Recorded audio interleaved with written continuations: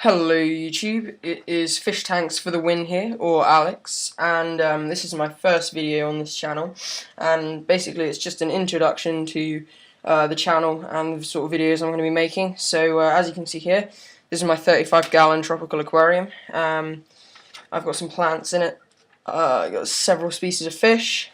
So yeah, this is just my introduction video, and I want to sort of start off by telling you the sort of stuff you will be able to expect from this channel. So I got a piece of paper here which I wrote down a few ideas on.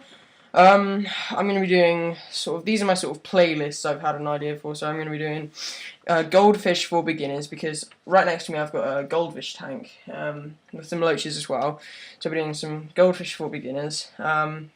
The right tank, equipment, filter, the size of the different goldfish, stocking, all that sort of stuff. Tropical tanks for beginners. I'll be doing some questions and answer videos. I'll be doing a few tank updates, so sort of just updates on my aquariums, what's going on, letting you see what's happening.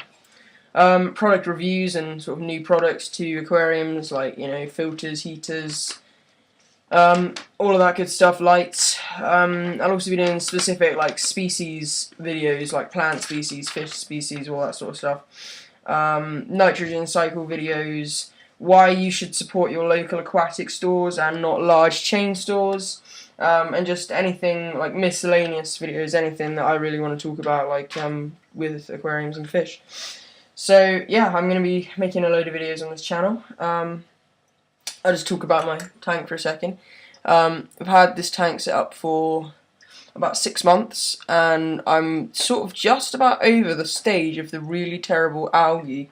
You can still see some algae left. Like if you look on if you look on the leaves of my anubias here, you'll see so much black hair algae, spot algae, all that good stuff. But the hair algae is kept quite under control by my Siamese algae eater, who is right there. If you can see, yeah, just there, just eating some of the hair algae off of that rock ornament thing I've got in the middle. So over here I got a couple of Amazon sword plants, got some elodea there. I'm not actually sure what these two either side of the anubias, what these actually are. So if you guys actually know what they are, they sort of look a bit like Amazon swords, but I've had them there for a couple of months and they seem to be growing outwards instead of upwards. So I'd be appreciative if you guys could sort of tell me what you think those plants actually are. The fish in the tank, I've got swordtails. This is one of my females. She just gave birth yesterday, actually. My male's just chasing her there. That's my male, just there by the... Sorry, my screen just dimmed. Just there by the rock. Got another female here, and another female here, which is black tuxedo female, obviously. I did have some mollies in this tank, but unfortunately, because my water here is really, really soft, and because I've got obviously the catfish, and under that rock I've got a ancestris, and they don't like salt. The mollies kind of like salt, and they didn't really like my water too much. Nothing bad with the quality or anything, because I keep it all nice, but they weren't really too happy. So I had a Dalmatian which died, and then the first one to die was actually a black molly.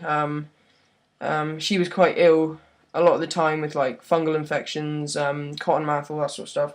So yeah, so that white molly's the last one left. She seems to be doing alright, actually. I don't know why she's sort of surviving and the others haven't, but still. I've also got some neon tetras. I've got 10 neon tetras. You'll see a couple of fry maybe around this tank, swordtail fry. There's one quite big one. That's not really fry anymore. It's almost full size. That orange one. And then in the middle of the cabomba, there's a white creamy coloured one as well, which is a bit bigger. And actually down here in a hospital tank, I've got another sort of mid-sized fry, because I'm not sure what exactly happened, because I tested all my water parameters and everything was fine, but that seemed to get fin rot, so I'm treating that right now in a hospital tank. Yeah, I've got one White Cloud Mountain minnow, which actually a friend gave to me from their tropical tank, because they were taking it down. And the first thing I said was, why are you keeping minnows in tropical tank? Because I always thought minnows were a cold water fish. Sorry, just a sidetrack. This is the fry I was talking about here. He's growing nicely. And he was just like, oh, I didn't know they were tropical fish. So I thought if I put him in with my goldfish, the temperature change will probably just shock it. So I kept it in the tropical tank, and it seems to be doing alright. I've had it in there for about, well, since the tank was up, really. Once it was cycled, it went in. It's been doing fine. It's not the most lively of fish, but, you know.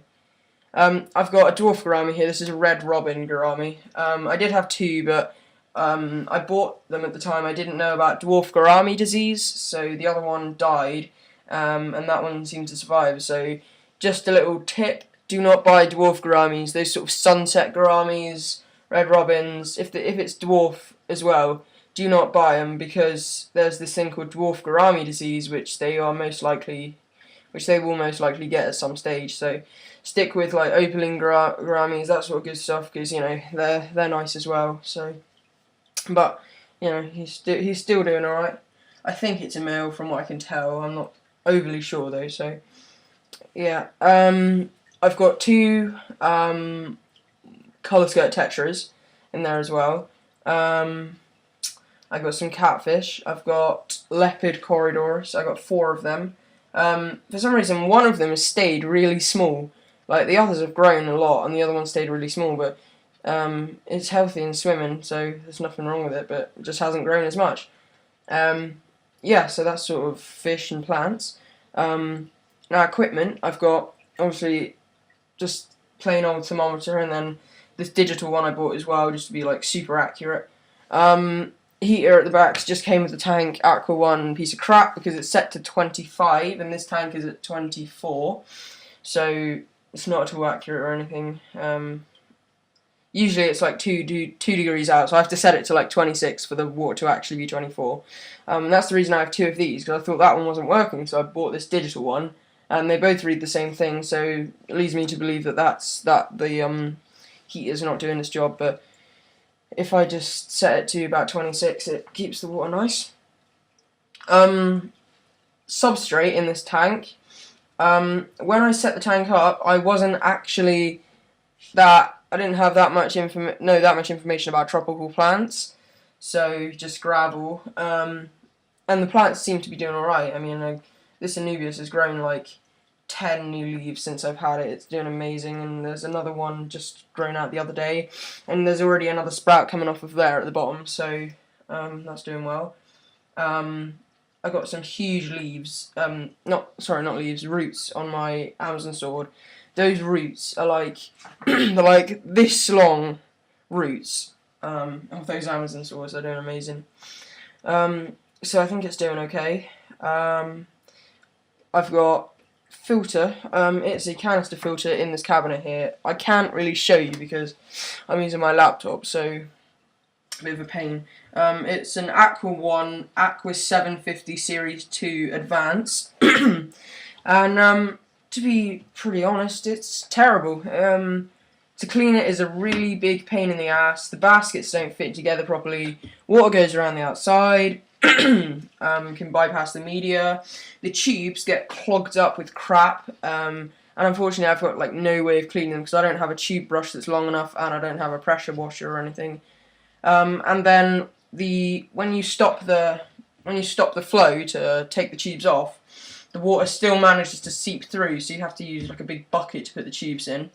And then when you restart the filter after doing like media cleaning, you have to hold a net over the output because it spews crap out of the end. So I'm going to be upgrading it to a Fluval 206 canister as soon as I've got the money for that. I do work. I've got a part-time job which is £4.10 an hour. It's not too bad. So I will be upgrading that filter and the heater at some stage. Lights, I've got two 24-watt T5 high output lights with reflectors. So that's 48 watts and 35 gallons, so it's just over 1 watt per gallon, like 1.2 watts per gallon, something like that, which isn't bad actually. For the plants I'm growing, they don't need any more. If I was going to, grow some like glossostigma or something, I'd need more, but they seem to be doing right. and I use in this front tube. I've got, it's a JBL colour, I think, and that one I've got a JBL tropical bulb, and they're both pretty good. I think the one's around 7,000K and the back one is around 6,500, I believe. I'm not overly sure. They're full spectrum, I think, but again, not sure. So yeah, that's just sort of an introduction to my channel. Just a little look at my tropical tank, and you can expect some more videos from me, and a lot more once I got my camera working. And hopefully at Christmas I'm going to be getting a flip HD camera and a sort of like underwater case for it, so I'll be able to do some like really nice videos with that once that's going. But until then, thank you for watching. Please could you subscribe and comment and like this video. That would be really nice. And feel free to give me some feedback. You know, you don't have to tell me what you think I want to hear. Be horrible. If you think I'm doing crap videos, then tell me, because obviously it's nice to know. And you can let me know of any like excuse me, any video suggestions you want me to do, any sort of specific videos, anything like that. Feel free to ask. So yeah, that's about it. Next video I'll be showing you my goldfish tank, which will be good. So yeah, thank you for watching.